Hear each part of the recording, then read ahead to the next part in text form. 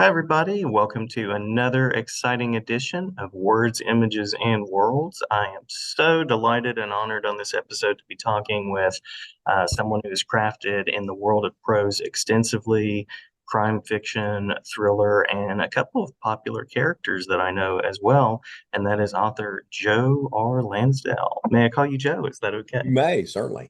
All right, thank you so much.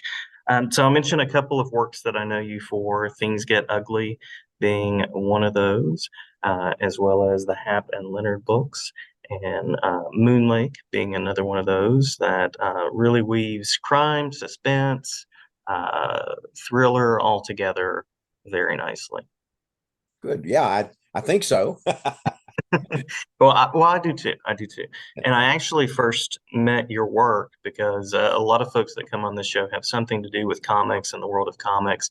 So I know that you've created with the character Batman as well as Jonah Right. Hex. That's Uh, right. I've also worked with the Lone Ranger and Conan and a lot of other individual pieces too. I even did with Neil Barrett a Supergirl comic, or it was a comic of Supergirl stories of which we contributed one. I love it. Love it. I love the work that you do, and I love the range. I'm curious what connected you to writing. I'm always interested in that as a reader and an English teacher. Yeah, for me, it really was comic books. And when I was about four, my sister-in-law, who was 17 years older than me, my brother was 17 years older than me. I guess she was probably a little less than that, but he was 17 years older than me and already out of the house when I was born, and soon to be in the military.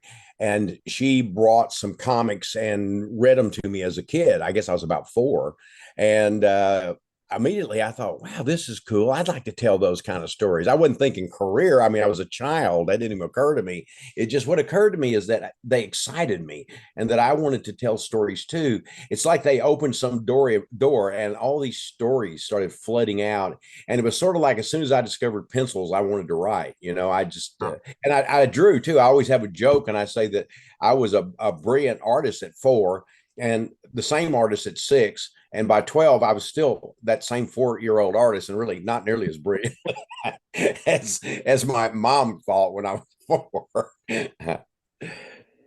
Well, since then, what is your writing process like, Well, especially in you know, suspense? what I would say is that just to kind of continue a little bit on that and into your question is that Mhm.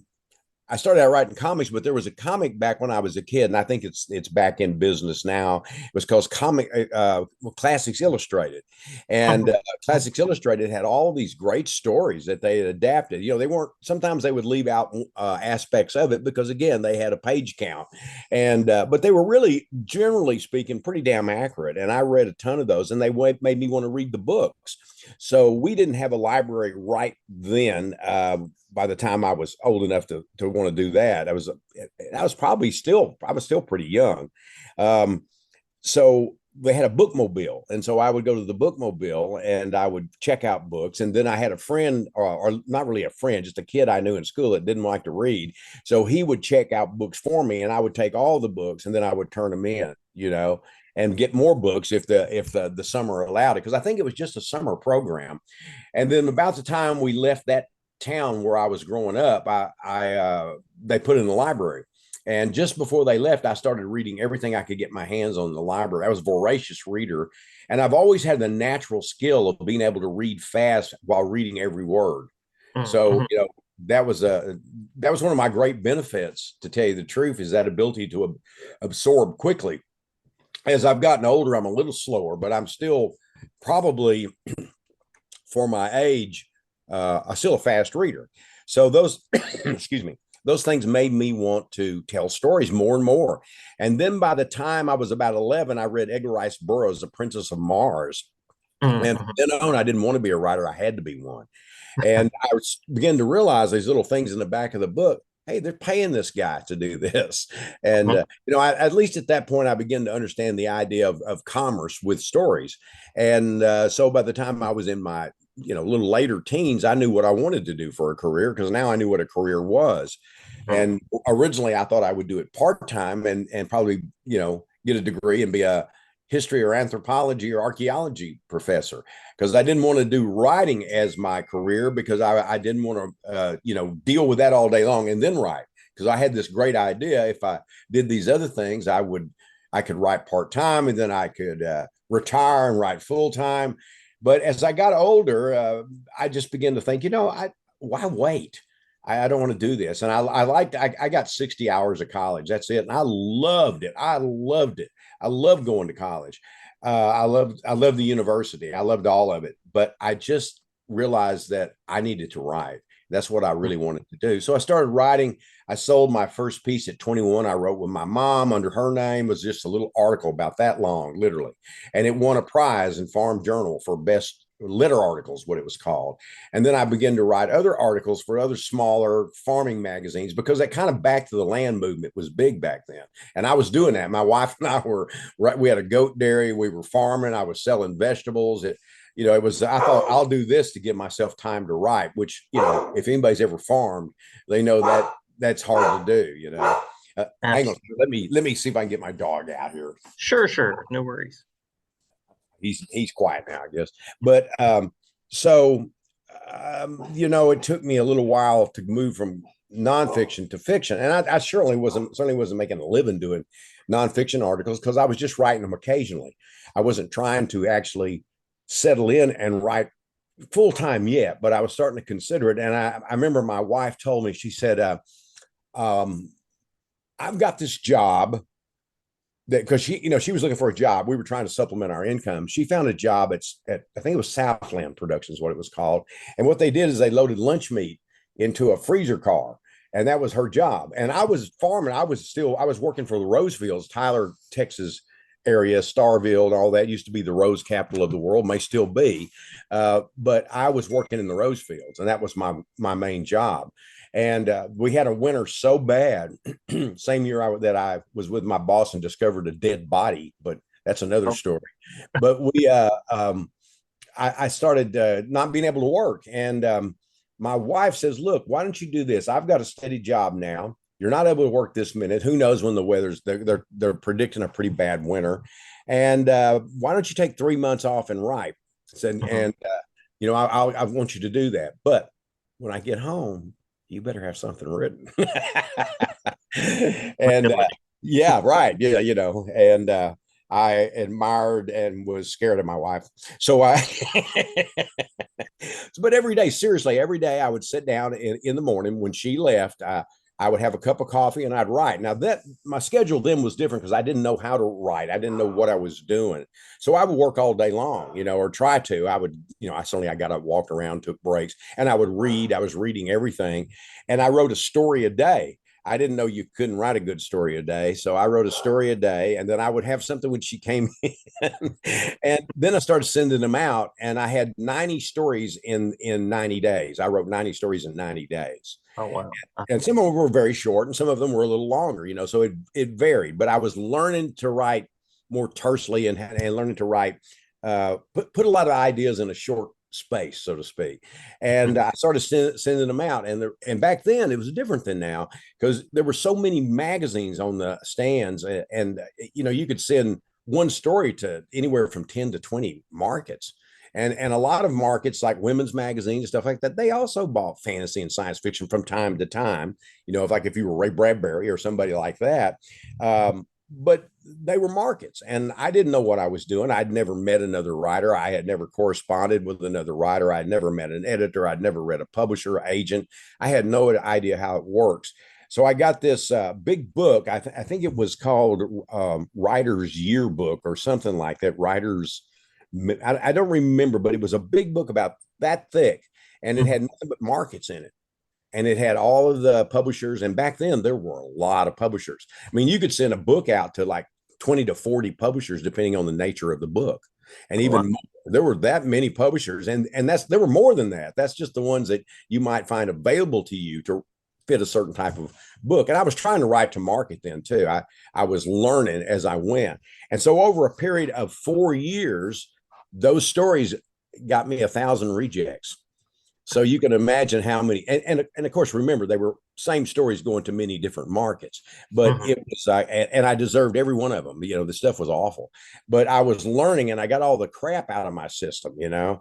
and by the end of that 4 years, I was already starting to sell, not those 90 stories, but stories later, I was starting to sell to Mike Shane Mystery Magazine. And I remember when I sent Sam Merwin, who was the editor, and he was an old style pulp writer. I'd read some number of pulp stories by him here and there, and he looked at the story and said, you kind of essentially said, I think you got something, but this isn't it. And so I rewrote it, sent it back, and he said, this still isn't it. And I rewrote it and sent it back. And he said, I hate this story more every time I see it, or essentially that. And so he said, write something new. And I did, and he bought it. And from then on, that was in the middle late 70s. I don't remember exactly. And from then on, I started selling more regularly. And by the time of when I was 29 years old, I went full time. And we had moved by then. My wife was working for the fire department as a dispatcher, and I had been working as a janitor for several years at Stephen F. Austin University, where I later taught classes, which is kind of strange. But Mhm. when we moved and I went full time, I had, I guess what you call, I was a ghost for a writer, and I had that set up, and then I had sold a couple of books by that point, and my first book and one under a pen name, and so on. So I had a. It looked like it was a good time to go full time. My wife said, "I think you should go full time," and I had to get rid of my cozy janitor job because it was good. I mean, I could I knew I was going to get a check. I had health care because it was from the university, and I could go home and leave that and I could ride. So it wasn't bad. But at some point when I went full time and I was all set, well, the guy that I was ghosting for had an argument with his publisher. And so that job went, I got paid for what I had done, but Mhm. that job went out the window because they weren't going to publish him anymore. They were pissed at him for whatever reason. And I never found out the reason. And then a couple of the other projects I was supposed to do, the publishers just said we're not doing that anymore. So I had a lot less money than, Mhm. than I expected. I wrote some MIA hunters for Stephen Mertz in the series he had a little later than that, and I was scratching along. And then in 1985, I began to really click. I'd written 3 books in 1980, didn't sell any of them, but I sold Act of Love about 1981, right when I went. That was one of the books that caused me to go full time. But these other books I'd written didn't sell, so I just put them back, and all of a sudden things began to pop. My short stories were always selling. I was always selling short stories here and there, but I had changed the nature of what I was writing. I started doing a little more social issue stuff without beating people over the head, I hoped, because that was what was in front of me. And I then met an editor, Pat Labruto, at a Western Writers Convention, and we were talking. He said, "Well, have you got anything?" So I said, "Sure, I got something." I didn't have anything, and I went home and wrote a few chapters and kind of a general proposal. And I'm terrible at those things because I never know what's going to happen. I don't do outlines really, so I gave it to him. It clicked. And then I was into writing, and I gradually developed a methodology of writing 3 hours a day in the morning most of the time. That's my main way. And I do it 5 to 7 days a week, mostly 7. And it's as simple as that. I try to have 3 to 5 pages a day. I don't do multiple drafts. I do one draft and an intense polish. And that's it. Love it. I love the process, and I love hearing about how people engage, and Everybody's different. yeah, and that perseverance of continuing, and knowing that you've got something to share, and knowing that I that's think your passion. I love you, that. you think you do. I mean, you have to have some ego. I don't care if you're introverted, extroverted, and I'm kind of both. I'm kind of extroverted and introverted, but you have to believe in yourself enough to write it down to put it out there for other people to see. People who don't believe in themselves immediately self-publish.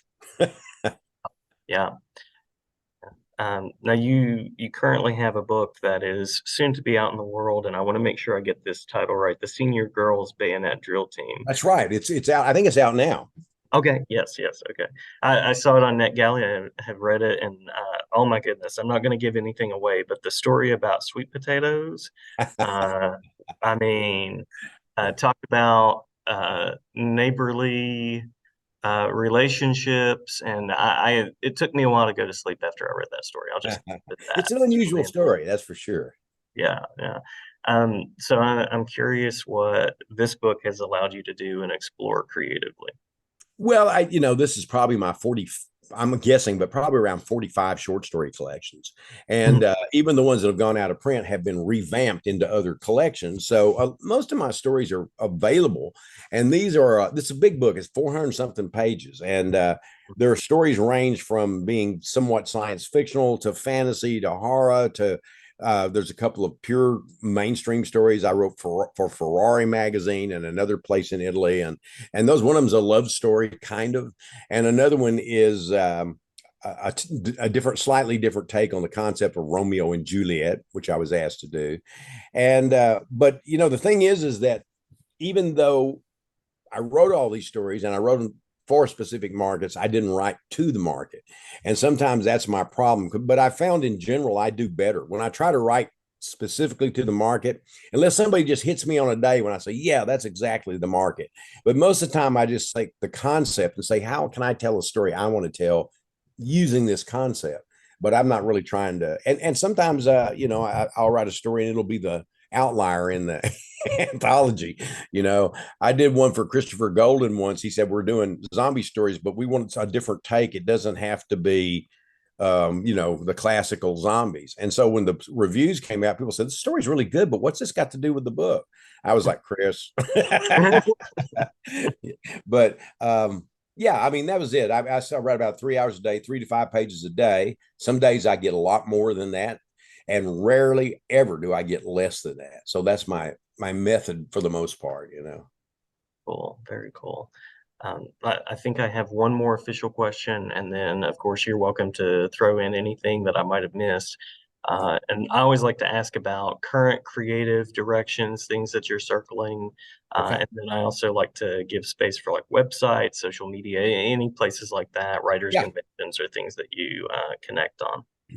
Well, some of it I can't talk about is film work. I'm doing some film work, and I've done a bunch of that. And I have the movie The Thicket comes out this year sometime. I'm Nice.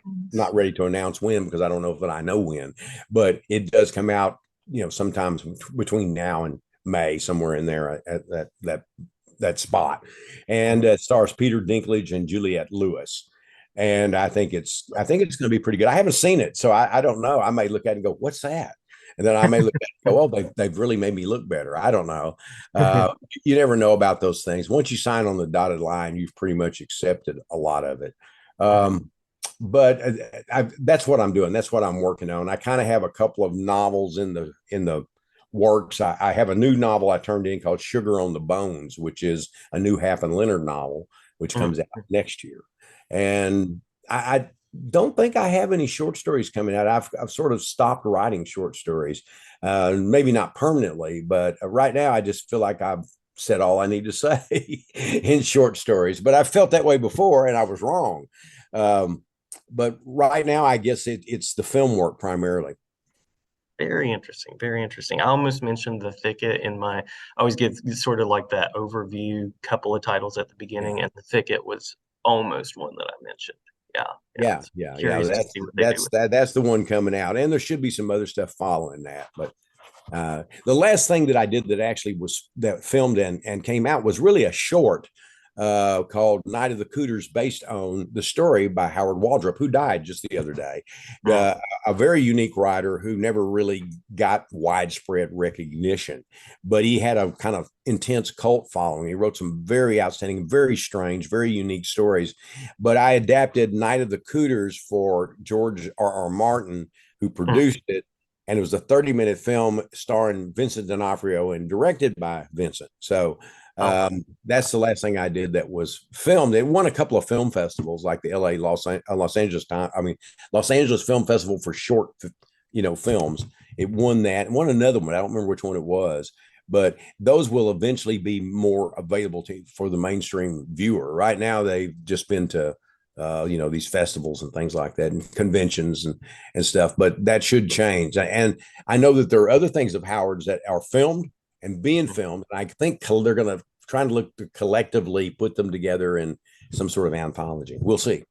Yeah, yeah. Well, and I hope Vincent D'Onofrio is currently being celebrated and getting lots of attention for his work in Marvel. So I hope that also Yeah, draws yeah, some. yeah. He's a really good director. I really like Vincent. We didn't, spend a tremendous amount of time together, but I was on the set when he was directing a lot of it, and we Mhm. talked about Robert E. Howard some because he portrayed Robert E. Howard in The Whole Wide World, and it's probably the best biography of a writer I've ever seen, and his performance was brilliant, just absolutely brilliant, and I recommend it if you haven't seen it. It's based on the novel He Who Walks Alone by Noveline Price.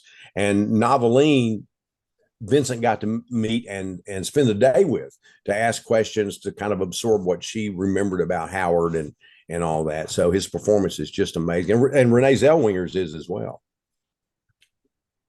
So that last question is website spaces for people to connect, Yeah. conventions, other. Uh, Although, yeah, you have to have a Facebook page to have a fan page. I never look at the Facebook page. I have nothing to do with it. It's just filled with junk that people put on there. But Mhm. my fan page is where you can go to actually interact with me. I also have a short story that out of my, group of stories, of which there are many. I have one every week that appears there, and you can read it for free. And but they're like I say, it's a pile of them. It's about 400 stories, so I'm pretty good shape on that. But you can go to that fan page on Facebook. You can go to X, which used to be Twitter. I'm still on that. I have an Instagram that my daughter handles, but I must admit I've never seen it, and I don't really know much about that. And then I have a www.joerlansdale, which is run by my great webmaster Lou Bank, and you can go there and check it out anytime. So those are the main things I can think of at the moment. I'm easy to find or locate, though. Yeah, yeah. Well, fantastic. I'll make sure to link those things in the show notes. We'll have a pop-up video or pop-up part of the video that shows up with that as well. And did I miss anything that I'm not that I know of. I mean, you didn't miss anything if you asked the questions you meant to ask, but I outside did mean to of ask? that, yeah. I once more appreciate the work you do in prose, comics, film, across media, and I always know that I'm in for a really good ride when I'm Well, thank looking. you. I appreciate that. Yeah, yeah, absolutely. Thank you as well for the time.